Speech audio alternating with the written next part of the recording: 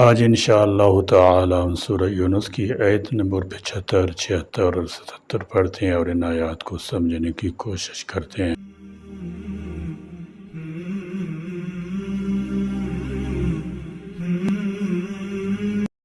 اعوذ باللہ من الشیطان الرجیم، بسم اللہ الرحمن الرحیم۔ ثم بعثنا من بعدهم موسى وهارون إلى فرعون وملئه بآياتنا فاستكبروا وكانوا قوما مجرمين فلما جاءهم الحق من عندنا قالوا إن هذا لسحر مبين قال موسى أتقولون للحق لما جاءكم أسحر هذا ولا يفلح الساحرون ثم بعثنا، پھر ہم نے بھیجا، من بعدہم، ان کے بعد، موسیٰ و ہارون، اور ہارون کو، الی فرعون کی طرف، وملئہ، اور اس کی قوم کی یعنی سرداروں کی طرف، بآیاتنا، اپنی آیتوں کے ساتھ۔ فرمایا ثم بعثنا من بعدہم موسیٰ و ہارون، یہ دوسرا قصہ موسیٰ ہارون کی قوم کا ہے جو غرق ہونے میں نوح علیہ السلام کی قوم کی مثال ہے، اور رسول اللہ صلی اللہ تعالی علیہ وسلم کو تسلی دی گئی ہے کہ قریش آپ کو جادوگر کہہ رہے ہیں، یہ کوئی نئی بات نہیں،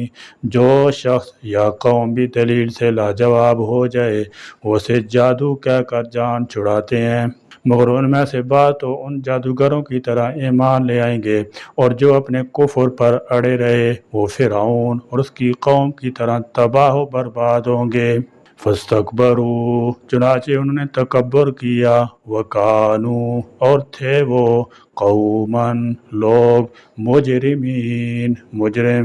سیدنا موسیٰ علیہ السلام اور ہارون علیہ السلام کا قصہ پہلے سورہ اعراف آیت نمبر 103 تا 171 میں پوری تفصیل سے بیان ہو چکا ہے کہ جب یہ دونوں پیغمبر فرعون اس کے درباریوں کے ہاں پہنچے تو انہیں دو باتوں کی دعوت دی، ایک یہ کہ صرف ایک ہی سچے معبود پر ایمان لاؤ اور اسی کی عبادت کرو، اور دوسرے یہ کہ بنی اسرائیل کو اپنی غلامی سے آزاد کر کے میرے ہمراہ روانہ کر دو۔ ظاہر ہے کہ فرعون جیسے جابر اور خود خدائی کا دعویٰ کرنے والے حکمران کو یہ دعوت کسی طرح بھی راس نہ آ سکتی تھی، لہذا اس نے فوراً یہ مطالبہ پیش کر دیا کہ تم فی الواقع اللہ کے پیغمبر ہو تو اپنی نبوت کی تصدیق کے طور پر کوئی نشانی پیش کرو۔ اس پر سیدنا موسیٰ علیہ السلام نے اپنا عصا زمین پر پھینک دیا، جو دیکھتے ہی دیکھتے خوفناک اژدہا کی شکل اختیار کر گیا اور دوڑنے لگا، جس سے فرعون اس کے سب درباری ڈر کر موسیٰ کی طرف ملتجئانہ نظر سے دیکھنے لگے۔ آپ نے اس اژدہا کو پکڑ لیا، وہ پھر سے عصا بن گیا۔ پھر سیدنا موسیٰ علیہ السلام نے دوسری نشانی بھی دکھلائی، اپنا دانا ہاتھ اپنی بغل میں رکھا، پھر نکالا تو وہ چمک رہا تھا، اس سے سفید رنگ کی روشنی پھوٹ رہی تھی۔ آپ نے پھر اسے اپنی بغل میں رکھا تو وہ اپنی اصلی حالت میں آ گیا۔ یہ دونوں نشانیاں سیدنا موسیٰ علیہ السلام کی بے مثال جرأت دیکھ کر فرعون اور اس کے درباری دل میں ڈر گئے تھے۔ انہیں یہ یقین ہو گیا کہ موسیٰ اس کا بھائی دونوں اللہ کے سچے پیغمبر ہیں، اور وہ ان خطرات کو بھی بھانپ رہے تھے جو ان کو پیش آنے والے تھے، لیکن وہ اپنی صورتحال کو رعایا سے چھپانا بھی چاہتے تھے، لہذا ان معجزات کو جادو قرار دے دیا اور حضرت موسیٰ علیہ السلام کو جادوگر کہا گیا، اور اس سے ان کا مقصد صرف اپنی رعایا کو الو بنانا تھا اور انہیں یہ تاثر دینا تھا کہ جس طرح دوسرے جادوگر شعبدہ بازیاں دکھلاتے ہیں اسی طرح کہ یہ بھی شعبدے ہیں، لہذا ان سے ڈرنے یا گھبرانے کی کوئی بات نہیں۔ فلما، پھر جب، جاءہم الحق، آ گیا ان کے پاس حق، من عندنا، ہماری طرف سے، قالوا، تو انہوں نے کہا، ان ھذا، بلا شبہ یہ، لسحر، تو یقیناً یہ جادو ہے، مبین، ظاہر، کھلم کھلا۔ فرمایا فلما جاءہم الحق، ہماری طرف سے حق اس حق کی عظمت کے بیان کے لیے جو موسیٰ اللہ کی طرف سے لے کر آئے۔ اس واضح حق کی تردید جب وہ کسی طرح نہ کر سکے تو اسے جادو کہہ دیا، یعنی جب حضرت موسیٰ علیہ السلام کے واسطے سے فرعون اس کی قوم کے پاس اللہ تعالیٰ کی طرف سے حق آیا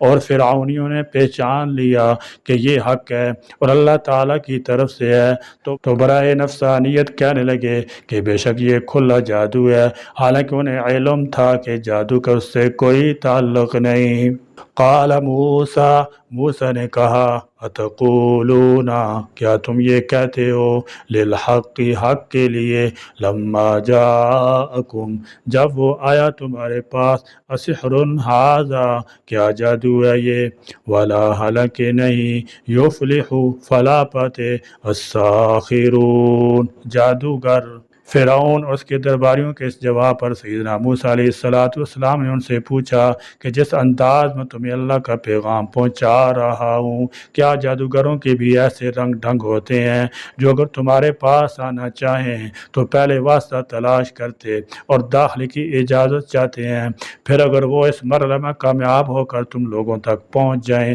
تو نہایت ذلت سے سر عجز و نیاز جھکائے تمہیں دعائیں دیتے ہیں اور آداب بجا لاتے ہیں، خوش آمدیں کرتے ہیں، پھر شعبدہ دکھلانے کی اجازت چاہتے ہیں، پھر اس دھندہ سے فارغ ہوں تو پھر سلام کرتے ہیں اور انعام و اکرام کا مطالبہ کرتے ہیں۔ اگر تم چاہو تو انہیں کش دو یا جھڑک کر کسی بھی مرحلہ پر نکال دو یا اندر آنے کی اجازت ہی نہ دو، وہ ان کی ساری زندگی اسی ذلت، اسی دھندے میں گزر جاتی ہے اور ان کی حوث ختم نہیں ہوتی، تو کیا تم ایک جادوگر میں اور مجھ میں کچھ بھی فرق نظر نہیں آتا؟ سورہ اعراف آیت نمبر 120، وَأُلْقِيَ السَّحَرَةُ سَاجِدِينَ، یعنی اس مقابلے میں جب فرعون، اس کے درباری مغلوب اور سیدنا موسیٰ علیہ السلام، ہارون علیہ السلام غالب آئے تو ان دونوں نبیوں نے سجدہ شکر ادا کیا۔ انہیں دیکھ کر جادوگروں پر ایسی کیفیت طاری ہوئی کہ وہ بھی بے اختیار ان کے ساتھ سجدہ میں گر گئے۔ بعد میں اسی بھرے مجمع میں اپنے ایمان لانے کا اعلان کیا کہ ہم اس اللہ رب العالمین پر ایمان لاتے ہیں جو حضرت موسیٰ علیہ السلام، ہارون علیہ السلام کا پروردگار ہے، اور یہ وضاحت اس لیے کی کہ فرعون بھی اپنے رب ہونے کا دعویٰ رکھتا تھا۔ رہی یہ بات کہ ان جادوگروں کے دلوں پر کیا گزری اور کیسے ایسی کیفیت طاری ہو گئی کہ وہ اپنے پروردگار کے سامنے سر بسجود ہو گئے، اس کیفیت کی وضاحت کے لیے ہم یہاں معجزہ اور جادو کا فرق مختصراً بیان کرتے ہیں۔ نمبر 1، جادو میں اشیاء کی حقیقت نہیں بدلتی بلکہ لوگوں کی نظروں کو فریب دیا جاتا ہے، جبکہ معجزے میں اس چیز کی حقیقت ہی بدل جاتی ہے۔ سیدنا موسیٰ علیہ السلام کا عصا معجزے سے زندہ سانپ بن جاتا تھا، تبھی تو وہ ان جیلی سانپوں کو نگلنے لگتا تھا، جب جادوگروں کے بنائے ہوئے سانپ ایک دوسرے کو نگل نہیں سکتے تھے۔ اسی بنا پر جادوگر سیدنا موسیٰ علیہ السلام پر ایمان لائے تھے، کیونکہ ایک ماہر فن ہونے کی حیثیت سے وہ یہ بات خوب جانتے تھے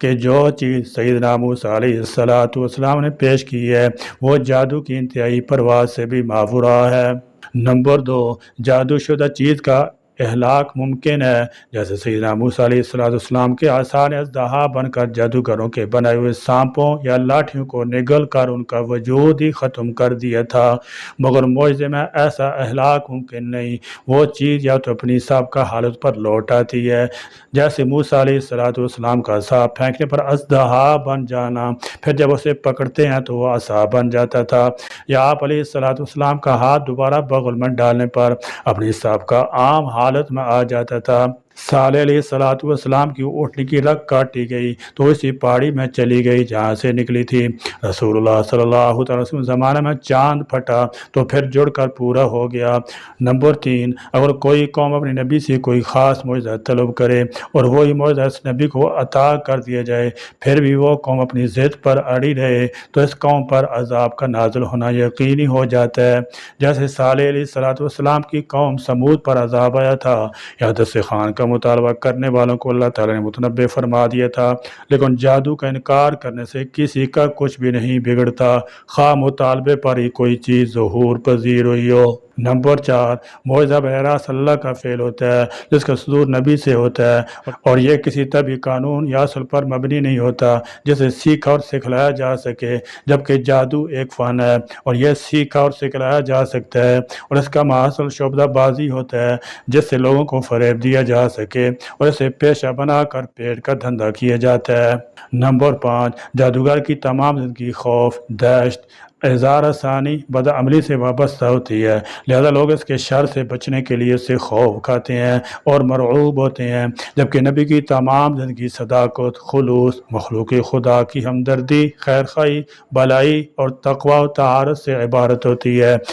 نبی کبھی اس معجزے کو پیشہ نہیں بناتا بلکہ کسی اہم موقع پر صداقت، حق کی حمایت میں اس کا مظاہرہ کرتا ہے اور وہ لوگوں میں معزز اور محبوب ہو جاتا ہے۔ بڑے صغیر میں جادو کا وجود ہمیشہ سے لوگوں کی توجہ کا مرکز رہا ہے۔ بنگال کا کالا جادو تو پوری دنیا میں آج بھی اپنا ایک امتیازی مقام رکھتا ہے، چونکہ پاکستان بھی ہندوستان کا حصہ رہا ہے، اس لیے یہاں بھی جادو کی تمام اقسام پائی جاتی ہیں۔ یہ جادو پہلے زیادہ تر غیر مسلم طبقہ تک ہی محدود تھا، لیکن آج جادو کی وبا مسلم طبقہ میں بھی تیزی سے پھیلتی جا رہی ہے۔ ہر روز مسلم گھرانوں میں کوئی نیا واقعہ ہوتا ہے اور سننے میں آتا ہے، باہمی رشتہ داریاں اعتماد اور قربت کی بجائے نفرت، بغض اور عداوت بدلتی جا رہی ہیں۔ کوئی جادو کے زور پر کسی کا کاروبار بگاڑنے باندھنے کے در پہ ہے تو کوئی باپ کو بیٹے سے متنفر کرنے کے لیے کوشاں، کوئی شوہر اور بیوی کے درمیان اختلافات پیدا کرنے کی فکر میں ہے تو کوئی خاندانی تنازعات کو بھڑکانے میں مصروف ہے، اور ان تمام کاموں کو سر انجام دینے کے لیے شیطان نما عاملوں اور جادوگروں کی خدمات لینے میں قطعاً کوئی تردد نہیں کیا جاتا۔ ہمارے ملک میں بے حد دکھ بھری اور افسوسناک صورتحال دیکھنے میں آئی ہے۔ تہذیب و تمدن اور اخلاقیات سے عاری، ننگ دھڑنگ، بے عمل اور بے دین لوگوں نے جگہ جگہ سادہ، معصوم اور ضعیف العقیدہ لوگوں کو لوٹنے، ان کے خون پسینے کی کمائی اینٹنے کے لیے پھندے لگا رکھے ہیں۔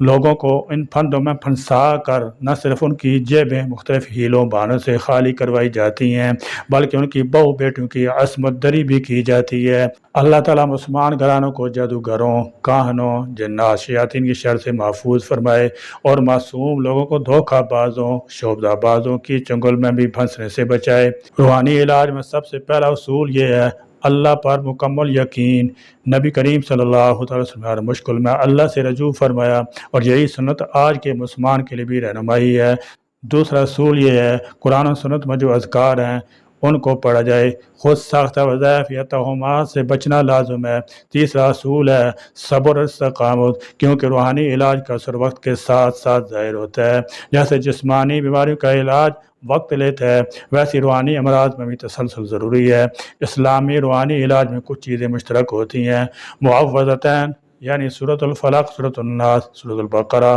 آیت الکرسی اور حسبنا اللہ و نعم الوکیل جیسے اذکار۔ ان اذکار کا دل سے یقین کے ساتھ ورد کرنا روحانی طاقت بخشتا ہے، ساتھ ہی نفسیاتی سکون اور خلوص نیت کے ساتھ عبادات بھی کرنا روحانی بیماریوں سے نجات میں اہم کردار ادا کرتا ہے۔